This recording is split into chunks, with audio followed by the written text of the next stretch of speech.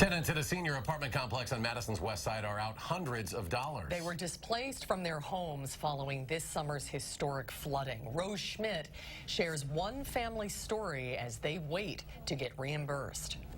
It's been more than 3 months since seniors were required to evacuate their homes here at Prairie Park. The apartment complex now has a new sign and a new paint job, and residents and their families have new questions. Stressed, very stressed. The word that comes to mind as Melissa Olson recounts the last few months. Well, it's been really stressful. I mean, my parents, they don't even want to talk about it. Her parents, Jeff and Susan, had moments to leave their home after floodwaters wiped out the electrical system at Prairie Park. They're just beside themselves. Melissa's parents moved into her house in Brooklyn for 28 stir-crazy days. You know, they were living at their daughter's house.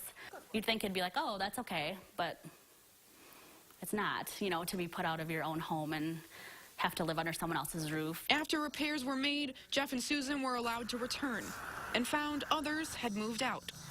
When they went back, it was like a ghost town, that every day there were trucks and trucks just packing up residents' belongings because people don't want to deal with it. The apartment complex told tenants they would be reimbursed for the money they spent on hotels and other costs while they were displaced. Meanwhile, the bills have come and had to been paid. Hundreds of dollars Melissa and her husband spent in everyday living expenses for her parents. They still are told that there's no timeline on reimbursement. And that's what we were told too. Officials with the property management company say they don't have an estimate on the time it will take. If they go down to the office to try to ask questions, then they receive a letter on their door that says, hey, you can't come to the office to ask questions. So the Olsons have two requests for Prairie Park. They need to do whatever they can to push this along. Answer their questions, and remember, many of these people are disabled or on fixed income. I wish they'd treat my parents a little more respectfully.